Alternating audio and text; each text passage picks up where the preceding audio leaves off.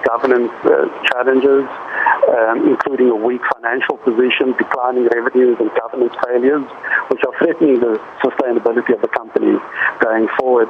And under these conditions, there really is no time like the present to intervene in the way that the government has in order to restore public and investor confidence in the utility. Now, earlier on, our reporter Diabo Seto was at the Eskom headquarters, Megawatt Park in Sandton, and she gave us a background on some of the new board members. Throughout the day, there had been rumors circulating that, in fact, the former finance minister, Mr. Nhlanhla, would be taking that position. But I hear that Mr. Tyrone Seal right now confirming that, in fact, there were no other names except that of Jabu Mabuza. Jabu Mabuza is now indeed the new chairman of Eskom.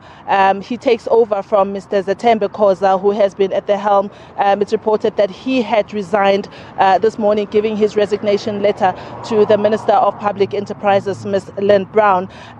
Perhaps the most important development about this appointment is the fact that government is looking ever so serious, Tabile, to make sure that they stabilize this power utility. Very, very well-known names, most of them no strangers to South African homes.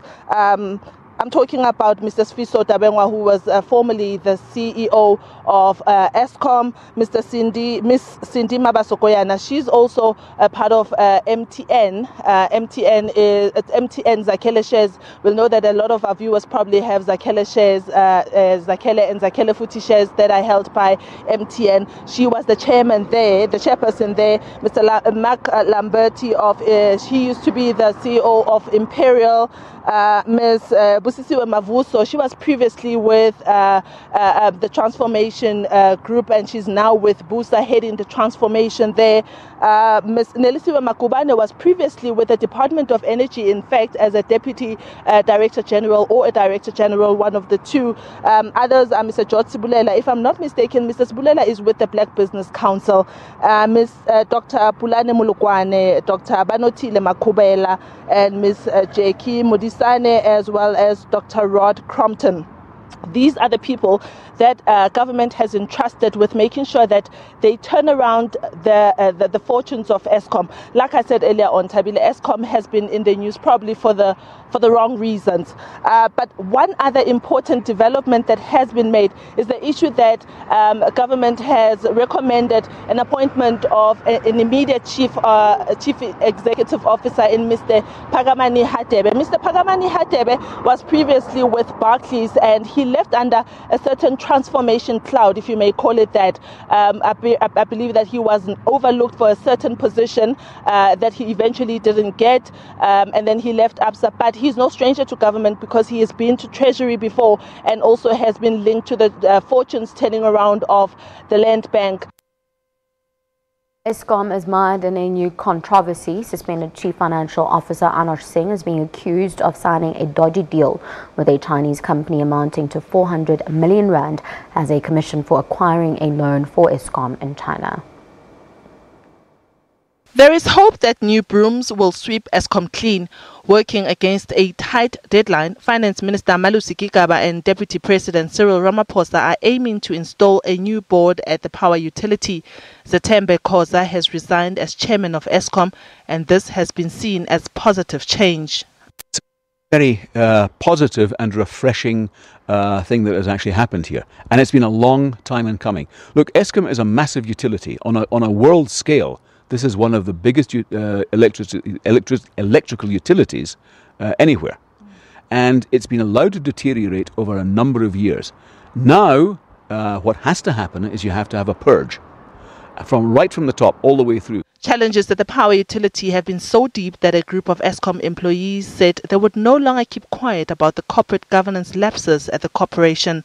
400E band managers wrote to Deputy President Ramaphosa saying that alleged corruption does not happen in their name. But it's not only corporate governance weaknesses that is sapping the 95-year-old state company. Its financial affairs are also in tatters. Its long-term credit has been downgraded by ratings agencies S&P and Moody's, in part due to questions over its cash reserves.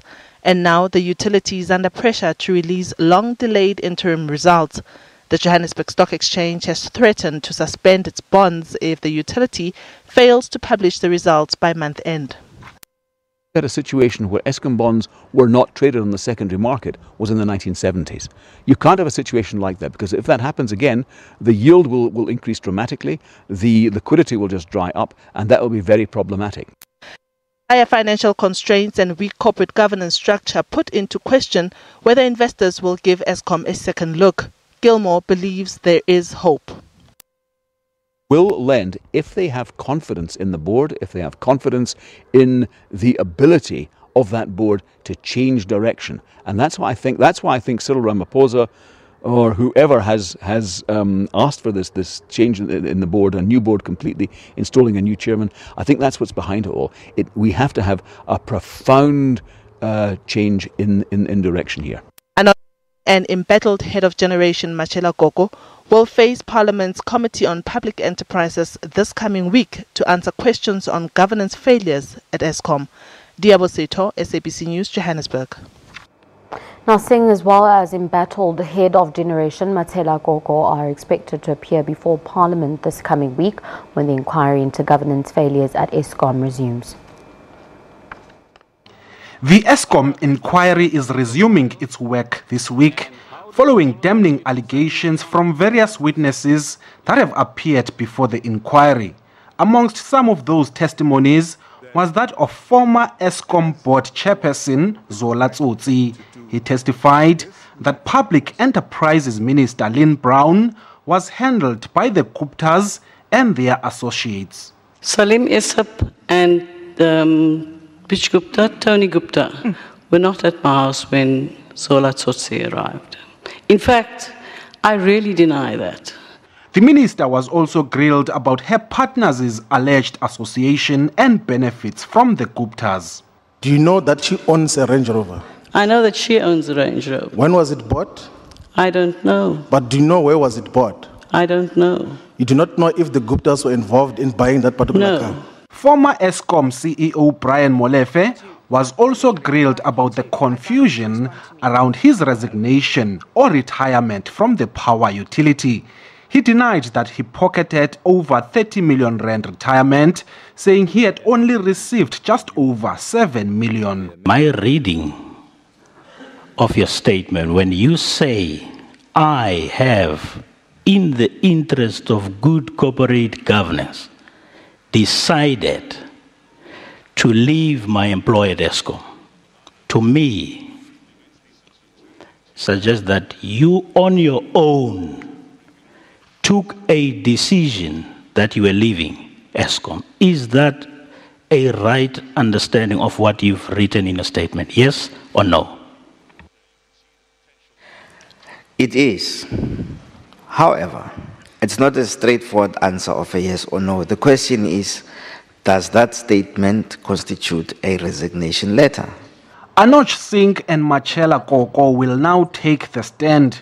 They will have to explain their role in approving a prepayment of about 600 million rand to a Gupta-linked company, Tegeta.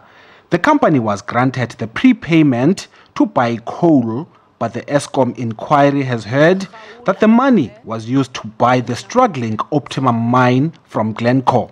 Ulilani Philip, SABC News, Parliament.